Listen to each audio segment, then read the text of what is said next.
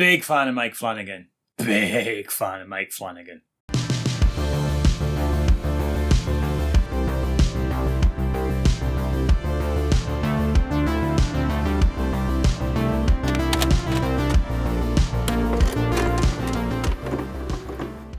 Mike Flanagan is such a powerhouse in horror these days, and it kind of feels like he just sprouted up out of nowhere. 10 years ago, nobody has heard of the guy, and his only feature release was a film called Absentia he had to crowdfund for a small budget of $70k, and now he's the guy that regularly adapts the work of Stephen King better than anyone else is doing it, and who made one of the greatest horror series of all time in The Haunting of Hill House, which I had actually planned to cover in depth this month.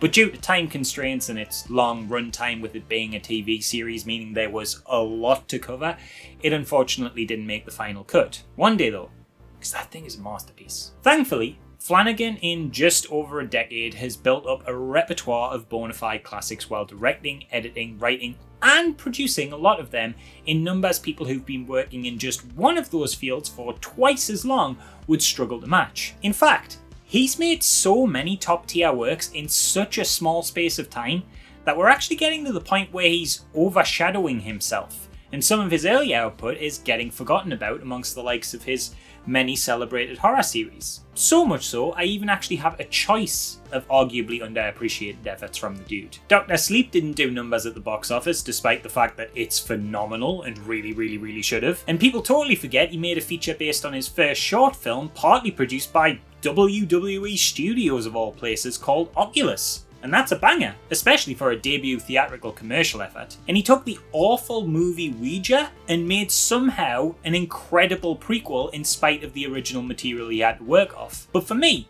it was his tight little 2016 home invasion slasher film Hush that really made me fall in love with his work. A one-location, tense, near 90-minute thrill ride made on a budget of only $1 million with an incredibly small cast, of which its non-speaking protagonist and its often masked antagonist do the majority of the heavy lifting. Co-wrote with his wife, lead actress and longtime collaborator Kate Siegel, Hush is a movie that got the attention and praise of both Stephen King and the late great William Friedkin. And of course myself, Dan Drambles, who definitely should be noted amongst those horror legend, and whose opinion I know Mike obviously cares about even more. You're welcome by the way, Mike, but listen, dude, you need to stop calling me. I've told you, man, I can't hook you up with a free shirt.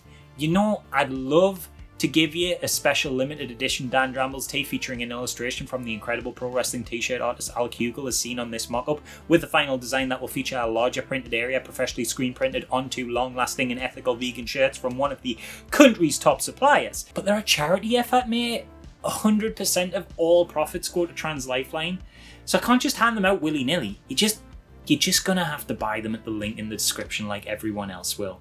I hope you understand, man. Anyway, Hush follows Maddie Young, a deaf and mute writer who lost her hearing and her ability to speak when she was young after contracting meningitis. Finding herself to now be a critically acclaimed writer for her novel Midnight Mass, interesting title, will never ever get a series adaptation. Maddie retreats to the totally safe and not at all dangerous location of a life in a remote home in the woods to focus on her career and work free of distractions. This woman is a horror novelist.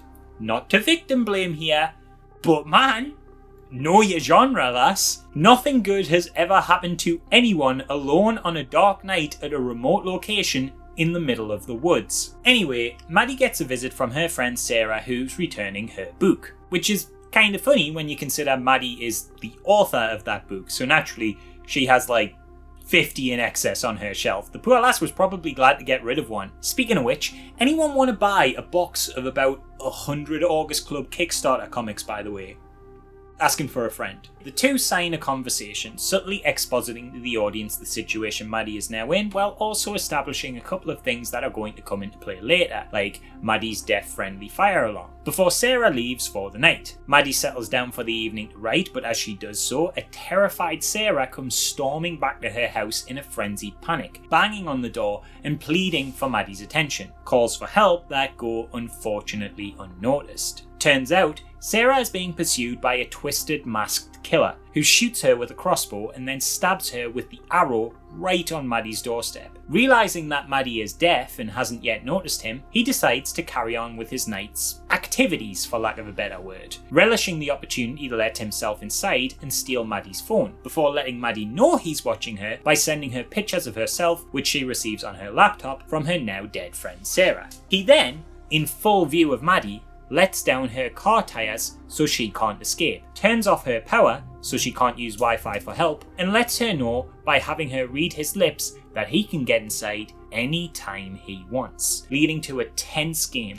of cat and mouse as Maddie tries to survive her tormentor. It's a standard setup for a slasher or home invasion flick. Someone is home alone, someone dangerous is out to get them. But it's one that's executed with such palpable tension, atmosphere, incredible performances, and the unique hook of the potential victim's disability that it immediately feels fresh. Right from the moment the killer is introduced, a character simply credited as Man, Flanagan and the killer's performer, John Gallagher Jr., are quick to capitalise on his intensity and menace. From the design of the dude's almost hunting-like attire, to the way he is shot, to his expressionless mask, to the way John manipulates his eyes, all paints this vividly terrifying picture of a stranger in the dark with ill intentions. Like, look at this, right? Thankfully I can show it because the actual violence is happening off frame, but watch how as the man stabs Sarah, he does so while staring intently at Maddie. Like the woman he has just killed has already become boring to him, and he's just measuring up his next victim.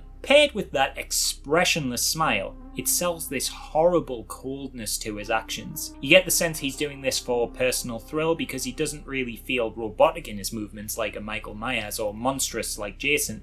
There's very much a human in there, but the thrill here feels so fleeting to him that it becomes particularly cruel that anyone should have to die in pursuit of it. From that menacing first meeting, the character only grows to become creepier and more sinister. Again, gotta commend John on his performance here. He does so much with his eyes. Every little movement of them feels slow, deliberate, calculated, observative. There's a great instance where, paired with Flanagan's choice of lighting, the dude almost manages through just his posing and the position of his eyes to make the expressionless mask look like it's smiling. Right after he cuts off Maddie's Wi-Fi and makes sure she can't connect to any nearby network, he looks into her house directly at her, holding her dead friend's phone, and look at him!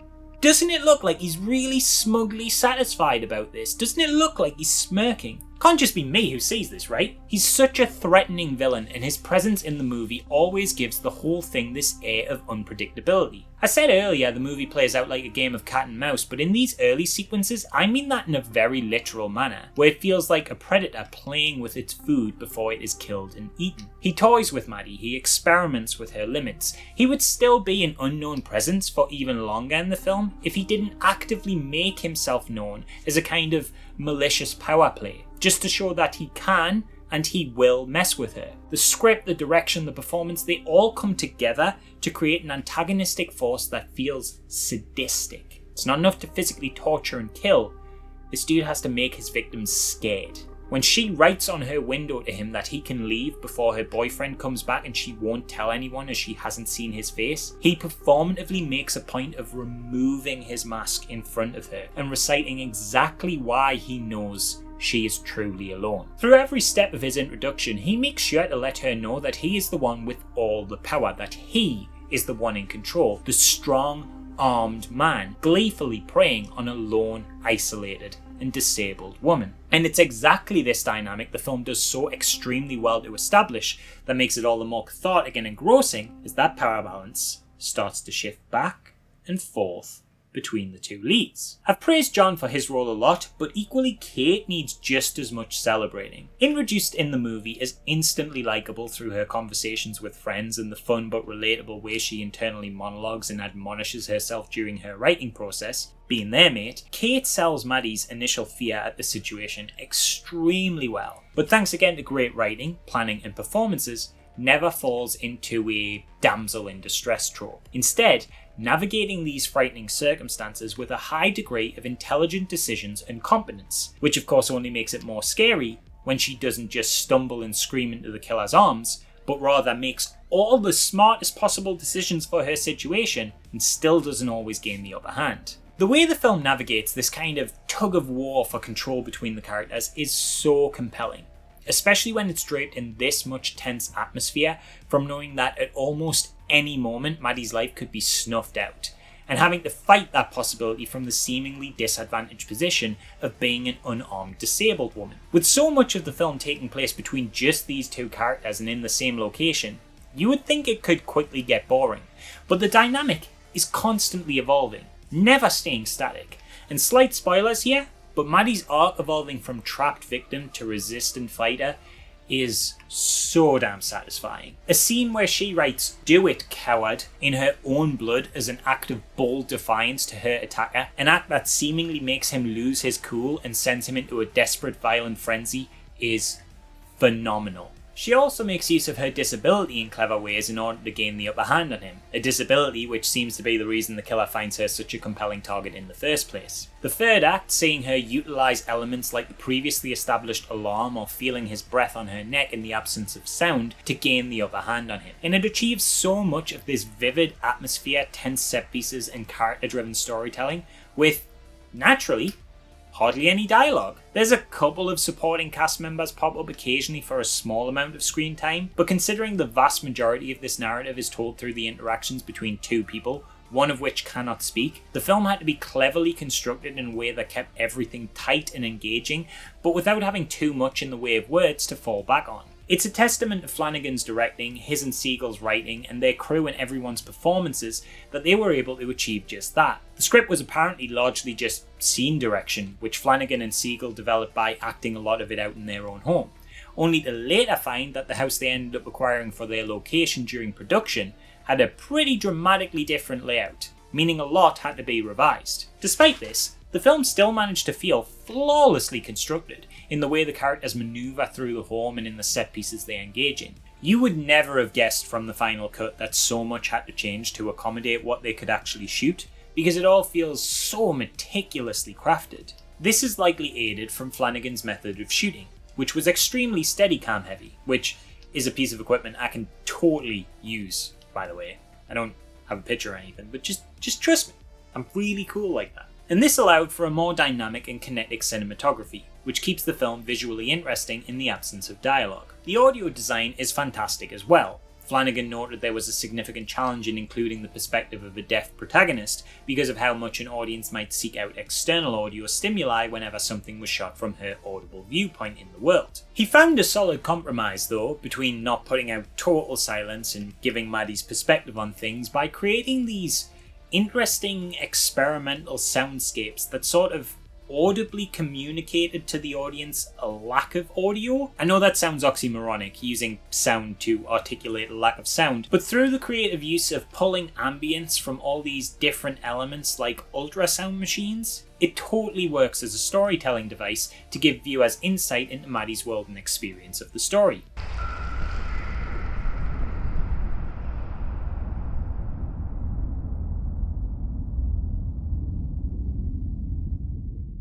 Honestly, the whole thing's just good. Real good. I know that almost sounds like I'm damning it with faint praise, like, oh wow, the movie is good, but I just mean to say that it just all works, you know? It's just good. It's so simple yet so polished it's hard to find flaws, and it pulls it all off with such a tight, smartly crafted focus that it feels almost effortless. It's practically minimalist with its small focus and lack of any fat to trim in its screenplay, just this atmospheric tight tale of two incredible characters clashing in a violent and scary way. Kinda no surprise Flanagan went on to adapt so much Stephen King stuff, because this almost feels like a companion piece to Misery in that way. It's real edge of your seat stuff that keeps you gripped the whole time and pays off in big, satisfying ways. Ways that empower a character the killer writes off as feeble and weak due to her gender and disability in a hugely cathartic and emotionally believable manner. It's just a great, simple horror film doing incredible and not so simple things from a great horror director who is honestly shaping up to be, in my opinion, one of the greatest workers in the history of this genre. So thank you, Mike, for an amazing film and a continued excellent output. But again, please, do stop calling me. You gotta buy the shirt like everyone else. No exceptions. And on that note, thanks for watching everybody. Before you go, I'd just like to remind you all that this month's videos are being made in support of Trans Lifeline, and all Patreon money, ad revenue, donations, and of course, profits from the t-shirt sales, which will only be selling this October, will all be going directly to them for the entirety of the month. So please, if you have the capacity, help out however you can. Also, outside of the charity efforts, I just want to remind people that I am accredited advisor on the new In Search of Darkness mega documentary, which will explore the all too often overlooked 90s horror scene starting with the years 1990 to 1994. And as creative advisor, I am able to offer you lovely people 10% discount if you want to pick up the movie. Once again though, just to be abundantly clear, this is unrelated to our charity efforts. I know I've already explained this, but in case you missed it, the campaign just happens to be running at the same time as Wholesome Halloween, so now's the only time I can offer this. It will be absolutely killer though, the In Search of Darkness documentaries always are, and I was a big fan of them long before I got involved with them, so this is kind of a bit of a dream come true for me. On top of that, I may also still be in the running to be this year's Face of Horror at the time of this video's release, so be sure to vote for me using your free daily votes if you don't mind, and if you buy more votes your money will help the B+ Foundation, which is a charity that helps fight childhood cancer. And finally, as the last point, you know the drill, remember to subscribe to my OnlyDance by hitting the red button below, give me a like if you enjoyed the vid, comment with your thoughts, and hit that bell so you don't miss any uploads. Patreon is in the description, as well as Face of Horror links, In Search of Darkness links, t-shirt links, all the cool stuff, it's all down there. Check it out, and I will see you all again tomorrow.